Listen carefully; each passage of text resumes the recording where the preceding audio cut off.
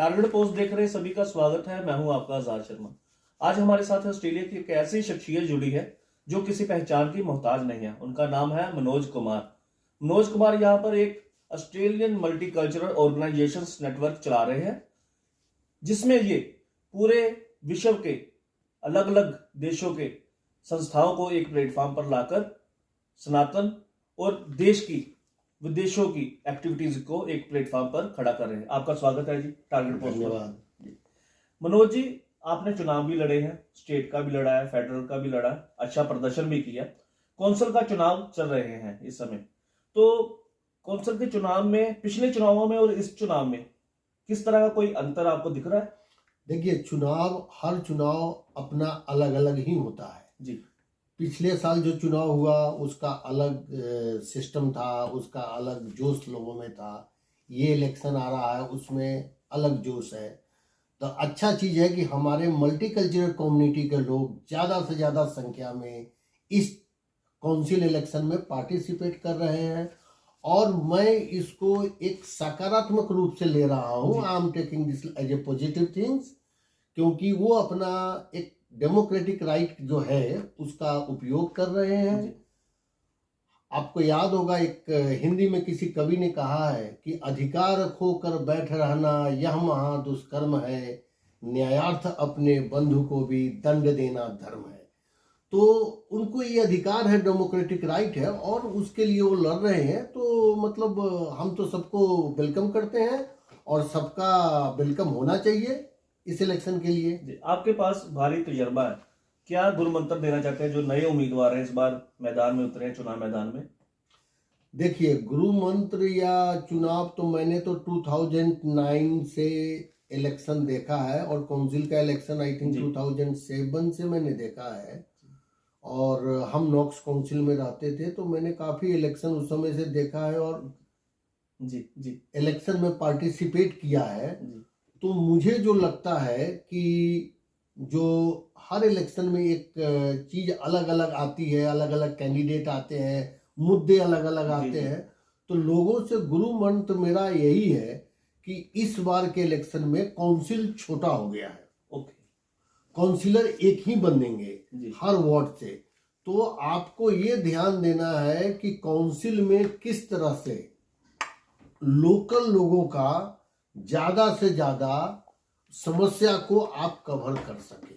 जैसे बहुत सारी समस्या स्टेट का होती है, फेडरल का होती है, लेकिन आप एज ए काउंसिलर किस तरह से काउंसिल के इशू, काउंसिल के दायरे में उनको भी रिलेट कर सकते हैं। जैसे आप देखो, एज ए कैंडिडेट आपको ये सोचना चाहिए और हर कैंडिडेट ये इस बात पे ध्यान दे कि आज के दिन लोगों की समस्या क्या है। लोगों की सबसे बड़ी समस्या अगर हम बोलते हैं कि आज के दिन कॉस्ट ऑफ लिविंग है, हेल्थ एंड सेफ्टी है। तो कॉस्ट ऑफ लिविंग के लिए हम क्या कर सकते हैं? कॉस्ट ऑफ लिविंग में दो चीज किया जाता है। एक तो है कि खर्चे को कम किया, जो चीज महंगाई है उसको कम करो और इनकम को बढ़ाओ। तो काउंसिलर को भी ये देखना है कि किस तरह से हमारे काउंसिल के अंदर रेट कम हो जाए लोगों का। अगर रेट कम होगा तो थोड़ा खर्चा कम होगा। तो जो काउंसिल का नियम कहता है ना कि रेट, रोड एंड रबिश, तो तीन चीज में अगर रेट कम हो जाएगा तो लोगों को थोड़ी सी सहायता हो जाएगी। दूसरा है कि उनको ये देखना है कि हमारे काउंसिल के अंदर जो भी स्मॉल बिजनेसेस हैं, हम कितना से कितना स्मॉल बिजनेस को सपोर्ट करवा सकते हैं, उसके लिए आवाज देकर उनको हम मतलब क्या है प्रोस्पर करा सकते हैं। और बड़ी बड़ी जॉब की जो फैक्ट्रियां हैं, ऑफिस है, उसको हम अपने काउंसिल में लेके ज्यादा से ज्यादा रोजगार क्रिएट कर सकते हैं। तो इससे क्या होगा कि आपके एरिया में लोगों की इकोनॉमी और लोगों का रोजगार बढ़ेगा, तो आपके काउंसिल एरिया प्रोस्पर होंगे। तो ये स्टेट और फेडरल पे लोग बहुत बोलते हैं this is not my job, this is a state job, this is federal job. That's fine, but you are also part of the society. अच्छा काम करने के लिए कोई रोक टोक नहीं है। आप फेडरल एमपी, स्टेट एमपी से भी कनेक्ट होके ये काम अपने काउंसिल में करवा सकते हैं। आप अपने काउंसिल में अच्छा डेंटिस्ट, अच्छा डॉक्टर, अच्छी मेडिकल क्लिनिक अगर बना देंगे तो लोगों के हेल्थ के लिए कितनी अच्छी सुविधा रहेगी। हर आदमी याद करेंगे कि ये काउंसिलर हमारे एरिया में था, आपके जाने के बाद भी उन्होंने ये मेडिकल सिस्टम को यहाँ पर लाया था। इसमें अच्छे अच्छे डॉक्टर हैं, देखो हम लोगों को दूर नहीं जाना पड़ता है। समझो कि ये मेल्टन सिटी काउंसिल है, यहीं पर हमें सब सुविधा मिलती है, तो वो भी एक अच्छा कुछ चीज है। लोगों का ये भी कहना है कि जैसे पार्क्स में टॉयलेट्स नहीं है, या ट्रांसपोर्टेशन की वीकेंड में सैटरडे संडे को ट्रांसपोर्टेशन की रेलवे जैसे रूटीन में वीक्स डे में 20 मिनट्स के बाद में सर्विस है, वैसे 1 घंटे बाद हो जाती है। इस पर भी कुछ तरह का समझते भी लोगों को सूरत के लिए काउंसलर को आगे आना चाहिए, या किस ढंग से वो कर सकता है? देखिए ऐसा है कि वो जो चीज आपने बताया जी वो ये समस्या हर जगह है, लेकिन यहाँ पर दो चीज देखना है। एक तो है कि आप मेल्टन काउंसिल जी और डोनकास्टर काउंसिल जो है मनिंगम, उसको एक नहीं कर सकते। ओके सबकी अपनी अपनी समस्या है। जैसे हॉथन और मेल्टन में बहुत डिफरेंस है, ब्राइटन में और मेल्टन में डिफरेंस है। तो यहाँ नया काउंसिल वगैरह बन रहा है, तो यहाँ पर नई एरिया बनी है, जी तो यहाँ पर पार्क में अभी बहुत जगह हमने भी सुना है और देखा है कि टॉयलेट का व्यवस्था करनी चाहिए, और उसके लिए काउंसिलर को या जिस स्टेट गवर्नमेंट की अगर है जी तो काउंसिलर को स्टेट गवर्नमेंट से बात करनी चाहिए। उनके अधिकार क्षेत्र में नहीं है, लेकिन वो पिटीशन करा सकते हैं लोगों को मिलके, और उनसे रिक्वेस्ट करके ये काम करवाना चाहिए। जो आपकी ऑर्गेनाइजेशन है ऑस्ट्रेलियन मल्टीकल्चरल ऑर्गेनाइजेशंस नेटवर्क, इसका कोई रोल दिखने को मिलेगा आने वाले समय में कौंसल चुनाव में, जो उम्मीदवार होंगे आपके मल्टीकल्चरल से?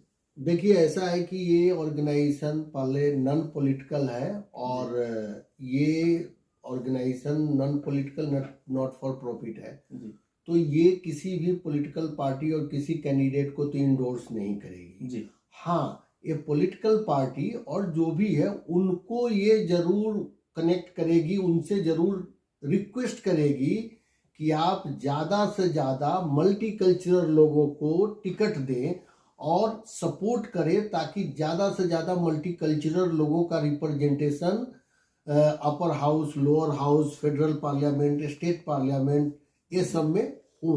ये करेगी, क्योंकि अभी क्या हो रहा है कि पीपल ऑफ कलर मल्टीकल्चरल लोग इस कंट्री में 30% है, जी तो अराउंड 25% जो रिप्रेजेंटेशन है उनका अपर मतलब फेडरल पार्लियामेंट और स्टेट पार्लियामेंट में होना ही चाहिए, जी without any further discussion, if and no, because they deserve, जी इट इज देयर उनका राइट, अधिकार है ये उनका अधिकार है।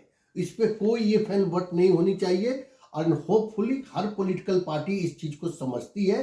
They all are the wise people and they will look into it.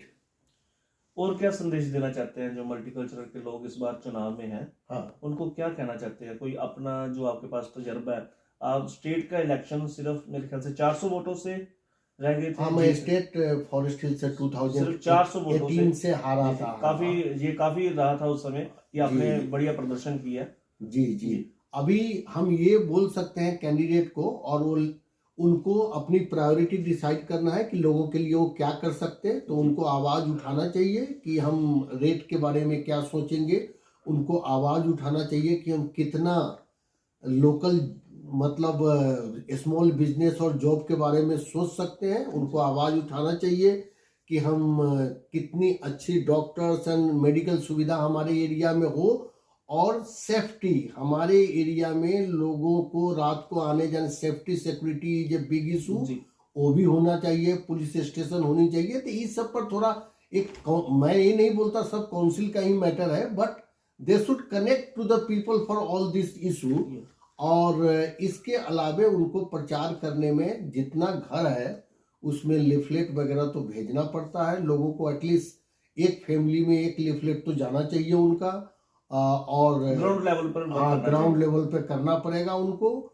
और सोशल मीडिया में भी अपने वार्ड का जितना एरिया है जी वो एरिया को टैग करके वो अपना ये कर सकते हैं, फेसबुक वगैरह पे पब्लिसिटी। जरूरी नहीं है पूरे मेलबर्न का करना, जी लेकिन अपने एरिया में रेसिडेंट्स को टैग कर सकते हैं। तो ये सब कुछ चीजें हैं जिसको अगर वो लेके चलेंगे तो उनके लिए फायदेमंद होगा।